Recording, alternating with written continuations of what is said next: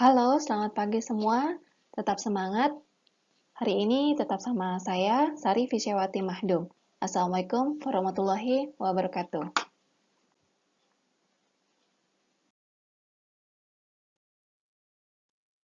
Sesuai dengan apa yang sudah tertera di SAP, pada hari ini pada dasarnya kita menyusun dua hal penting di dalam tulisan ilmiah. Yang pertama adalah bagaimana membuat kalimat, yang kedua adalah bagaimana menyusun paragraf. Tapi sebelum kita membahas tentang kalimat dan paragraf, kita akan membahas karakteristik laras ilmiah seperti yang sudah saya janjikan pekan lalu.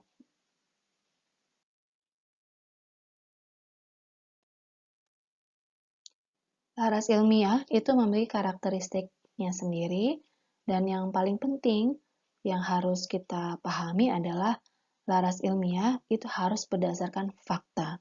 Jadi, pada saat kalian membuat tulisan ilmiah, itu bukan merupakan sebuah imajinasi dan juga bukan sebuah karangan sendiri. Dengan demikian, kutipan atau referensi itu menjadi suatu hal yang penting dalam membuat karya tulis ilmiah. Jadi, karena karangan dan karya ilmiah itu berbeda, sebutan untuk penciptanya juga berbeda. Kalau untuk karangan, itu disebut dengan pengarang, tapi kalau untuk karya ilmiah, penciptanya disebut sebagai penulis.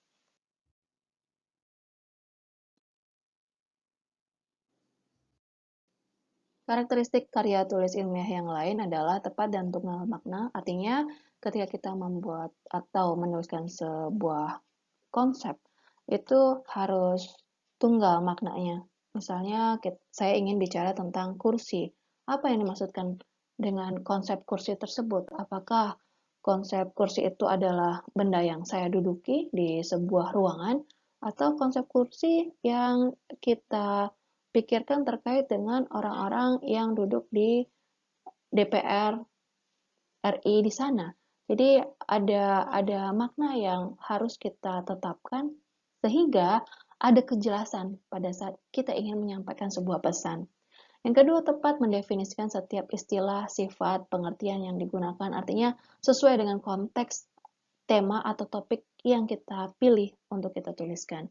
Dan yang paling penting, di dalam karya tulis ilmiah, kita harus membuatnya jelas, artinya singkat, tidak bertele-tele, dan langsung kepada poin apa yang ingin kita sampaikan. Seperti yang sudah saya jelaskan pekan lalu, karya ilmiah itu berbeda dengan karangan, dengan novel, walaupun karangan dan novel itu berbasiskan riset, tapi tetap karya tulis ilmiah memiliki karakteristiknya sendiri. Dalam membuat sebuah tulisan, selain pemilihan kata, tentunya kita juga harus bisa merangkai sebuah kalimat yang efektif. Apa yang dimaksud dengan kalimat yang efektif? Kalimat efektif dalam karya ilmiah artinya ketika pembaca membaca tulisan kita, pembaca bisa paham sebenarnya apa yang kita pikirkan, sebenarnya pesan apa yang ingin kita sampaikan. Jika ada kesalahpahaman dari pembaca, maka yang perlu dikoreksi adalah kita sebagai penulis. Apakah kita menuliskan atau menyampaikan pesan tersebut berdasarkan kalimat yang efektif?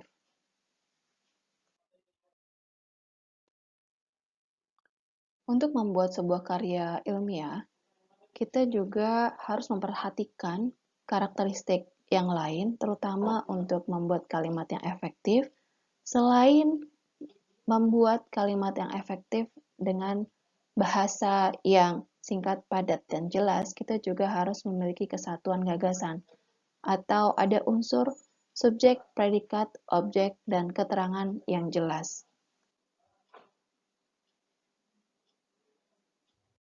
Yang kedua adalah terkait dengan kepaduan. Artinya, setiap kalimat antara kalimat yang satu dengan kalimat yang lain itu harus jelas keterkaitannya seperti apa. Atau antara subjek, predikat, objek dengan keterangan. Itu keterangannya apakah memang betul menerangkan subjek, predikat, objek sebelumnya. Nah, itu harus dipikirkan secara matang. Dengan demikian, pembaca bisa paham sebenarnya kita itu sedang bicara apa sih? Yang ketiga, itu terkait dengan penalaran. Apa yang kita tuliskan antara kata yang satu dengan kata yang lain, dari kalimat yang satu ke kalimat berikutnya, atau kalimat yang satu dengan kalimat sebelumnya, itu harus memiliki kejelasan atau um, apa ya, logis gitu ketika kita membaca. Jadi ada urutan yang jelas, ada sebab akibat yang jelas, dan itu juga membantu pembaca untuk lebih jelas melihat apa yang ingin kita sampaikan kepada pembaca. Untuk ekonomi bahasa sudah jelas, karena tadi saya sudah menekankan berulang kali dan saya juga sudah menyampaikan dari sejak pekan yang lalu. Sehingga saya langsung kepada penekanan. Penekanan itu juga penting dan itu akan memperjelas kepada pembaca sebenarnya kata kunci yang ingin kita sampaikan itu apa. Sehingga gagasan utama atau argumen utama yang ingin kita sampaikan kepada pembaca itu bisa tersampaikan dengan baik. Kesejajaran dalam syarat kalimat efektif artinya kita mempergunakan berbagai macam makna untuk sebuah rangkaian kalimat itu konsisten. Jadi kalau misalkan kita mempergunakan sebuah kata dengan imbuhan me gitu ya. Oleh karenanya kita juga harus bisa mempergunakan imbuhan me itu secara konsisten karena seringkali imbuhan me itu juga akan mempengaruhi makna dari kata yang sedang kita pilih. Yang terakhir adalah variasi, walaupun ini adalah karya tulis ilmiah, tetapi kalau misalnya kita juga menyampaikannya secara kaku, pembaca juga akan menjadi lebih cepat jenuh gitu. Oleh karena kita juga harus membuat variasi dalam memilih pengurutan subjek, predikat, objek keterangan, atau juga dalam memilih sebuah kata. Walaupun kita memang harus konsisten, tapi ada beberapa variasi kata sehingga orang-orang menjadi lebih tertarik dan ingin lebih lanjut membaca tulisan kita.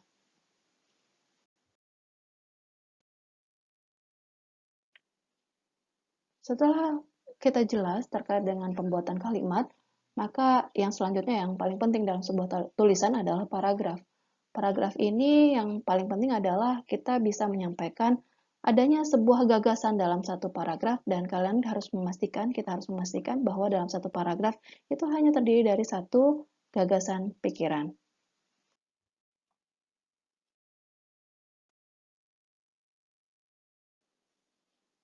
Sebelumnya saya sudah menjelaskan bahwa dalam membentuk paragraf kita harus pastikan hanya ada satu gagasan dalam satu paragraf. Dan kita juga harus memastikan kembali bahwa kalimat-kalimat yang kita bentuk dalam pengembangan satu gagasan tersebut itu harus memiliki kesatuan dan koherensi dengan gagasan yang ingin kita sampaikan dalam satu paragraf.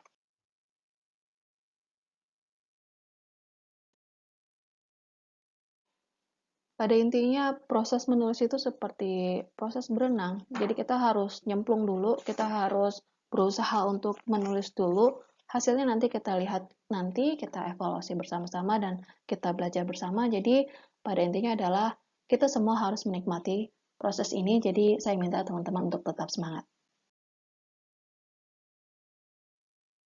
Ini adalah sumber bacaan yang saya pergunakan pada hari ini. Teman-teman bisa membaca lebih lanjut untuk mempelajarinya. Terima kasih. Wassalamualaikum warahmatullahi wabarakatuh.